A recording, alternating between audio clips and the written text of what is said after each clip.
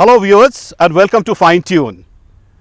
We are right now in the Scotland of the East, Shillong, and our location is at the golf links at Shillong, considered to be one of the largest natural golf courses in the world. And my guest today is none other than Lou Majaw, the king of rock and roll. He is also referred as the Bob Dylan of India. Lou, it's so wonderful to have you in Fine Tune today. Welcome to our program. Thanks, yeah. Lou, it has been long we did not meet. I think after a couple of years we are meeting. How has life been?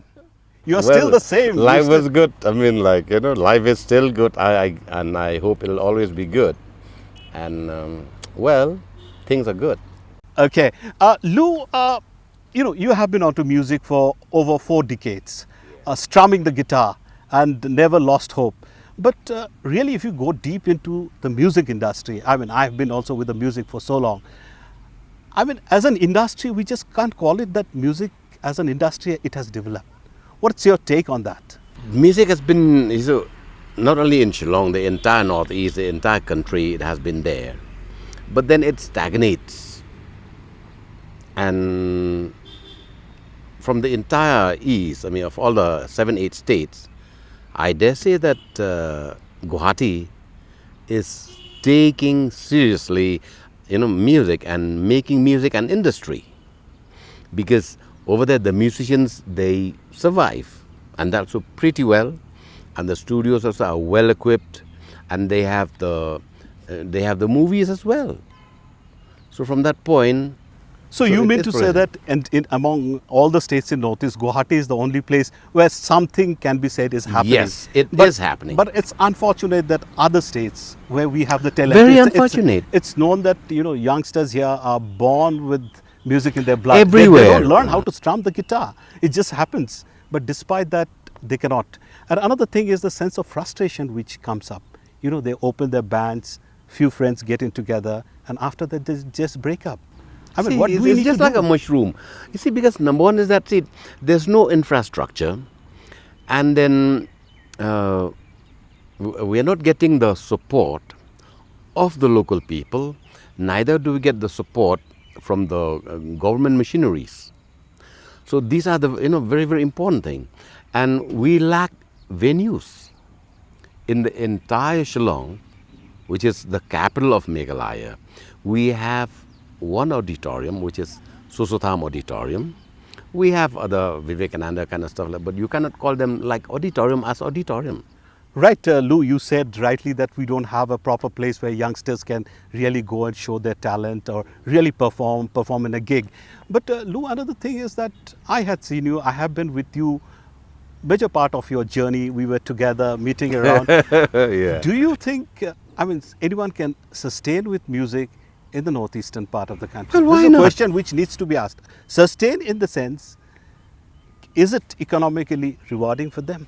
See, this is the 48th year of Lou Majaw on this path. So what is there to complain? Because see, if we waste our time, if we burn our energy, by wasting, by complaining, then it'll take us nowhere.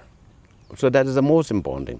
Because number one is that we must have hope, and with hope, we must have the strength, the spiritual strength, to carry on whatever path we have chosen, be it music, be it sports, or be it any art. I mean, you meant to say be 100% in whatever you do. 100% on one. But one complaint which people have is, or I have seen also, is that majority of our youngsters or singers don't go for their own composition. They basically go for the covers. Which is perfectly all right. You see, there has to be a beginning somewhere. Mm-hmm. No one can be a Mozart. You write your compositions at the age of 4. But you have done it, breakthrough and dance your ass off. Well, that was years back. But when I started on this journey, I didn't start with my own compositions. As a young boy, I listened to Elvis Presley, Cliff Richard, Bill Haley, then later on to Bob Dylan, to Chuck Berry, and to Beatles, etc., etc. But then eventually, as the seriousness grows within ourselves, within our souls, it is also that what we get is also what we have to give. So what we get from all So it's also, it must, you know, give that, the inner strength, that energy, the musical energy, so that we can express our feelings through songs, through poetries, and through music. So these things, they came a little bit later. And now what I've seen is that all over Northeast, all over India as well, lots and lots of singers, bands, and other musicians, they are writing their own materials, and some of them, they are as good as anyone in the world. I dare say that. And we have the subject here, I think. The nature is there. It's so beautiful. Yeah, the One of place is writers- beautiful. So you have all the themes to, compose your own songs. I mean, write your own lyrics. No, we I don't mean, have to be, in a particular spot where the place is beautiful and kinds of that we have to write, because writing, it happens anyway. anywhere and everywhere. It happens. It's not a planned Some thing. people write about pain also. So I mean, Yeah, it could because be- through pain, through pain, you express more. And you see, instead of go and bark up at the wrong tree, and so the best is to let the frustrations out, the anger, everything, your pain, your suffering. So channel it through, it's like a pen power. At this stage, we will take a short commercial break. Before we go for the break, Lou, let's hear a number from you. Bob Dylan has been your influence, my influence too. Let's hear a number. It's not actually influence, it's inspiration. Whatever. Yeah, Whatever. the way but you- because that is very important. Yeah, I'll give you a song which, this is the first song that I heard of Bob Dylan when I was maybe 16 or 17, maybe a little bit younger.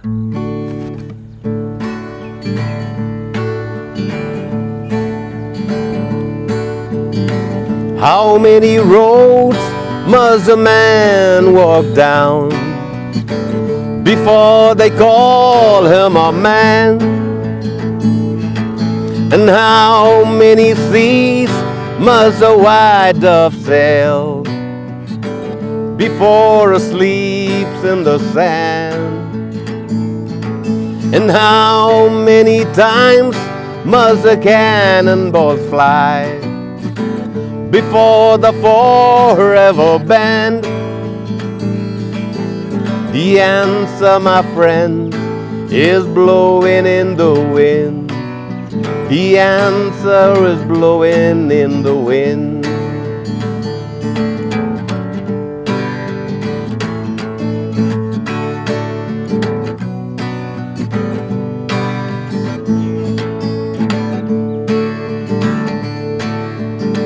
How many years can a mountain exist before it is washed to the sea?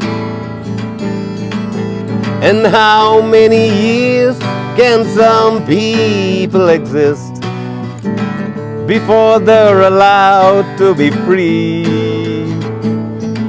And how many times can a man turn his head and pretends he just doesn't see? The answer, my friend, is blowing in the wind. The answer is blowing in the